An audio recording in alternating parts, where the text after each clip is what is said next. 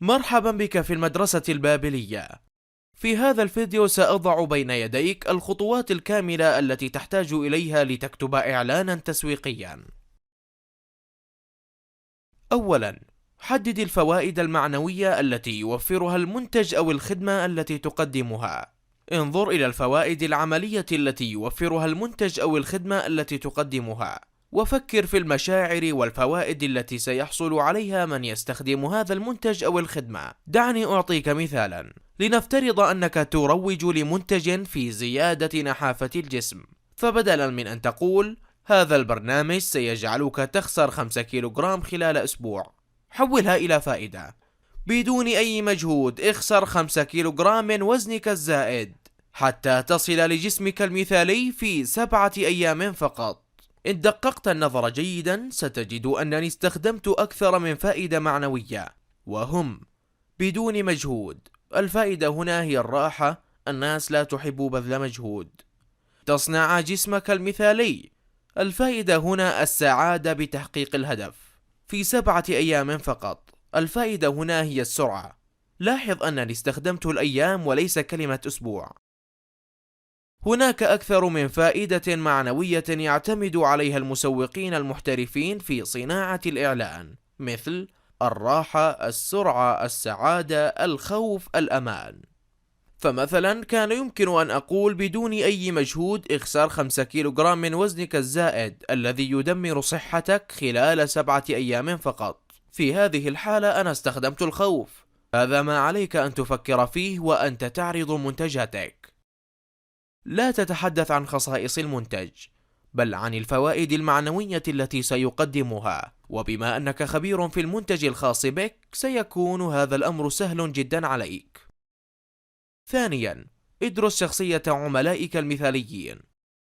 دراسة شخصية جمهورك وتكوين صورة لهم هو أمر هام للغاية، فيجب أن تعرف ما يحبونه وما هي المشكلات التي يعانون منها بشكل عام. فمثلا إن كنت تستهدف رجال الأعمال والموظفين فهم دائما مشغولون، أما الأمهات فكل همهم هو توفير الأمان والراحة لأطفالهم، وهكذا.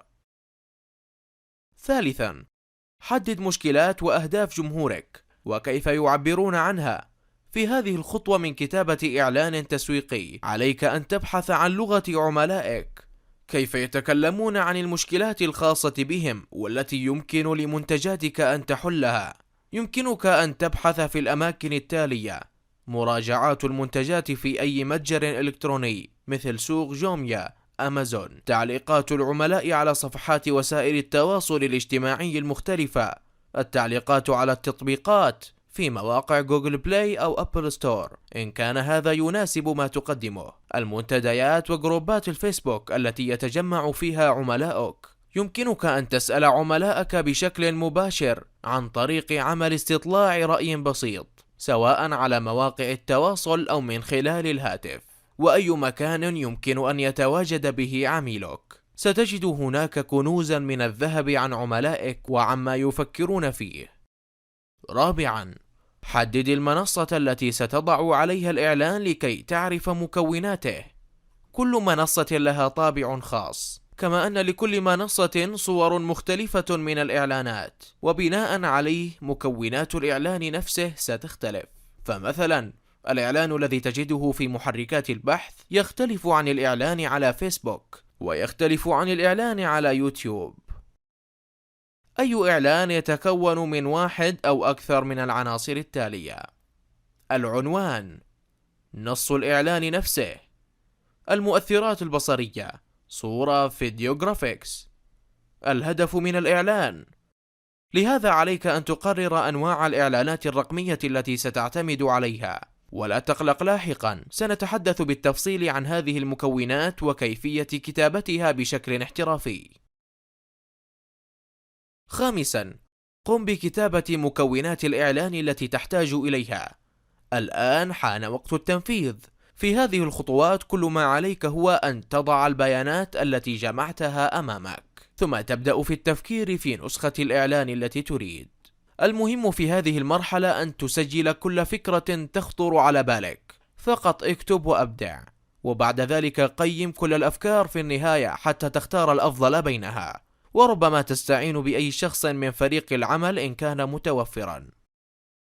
سادسا، قم بالحصول على المؤثرات البصرية التي تحتاج إليها بعد كتابة الإعلان، وعلى حسب المكونات التي حددتها ربما تحتاج إلى بعض المؤثرات: صور، فيديوهات، جرافيكس. يمكنك الحصول على هذه المؤثرات بأكثر من طريقة، ولكن الطريقة الأفضل هي أن تصنعها بنفسك، خصوصا إن كنت تروج لمنتجاتك الخاصة. يمكنك أن تلتقط صورا لهذا المنتج، أو أن تسجل بعض الفيديوهات، أو ربما تستعين بمصمم جرافيكس إن لزم الأمر.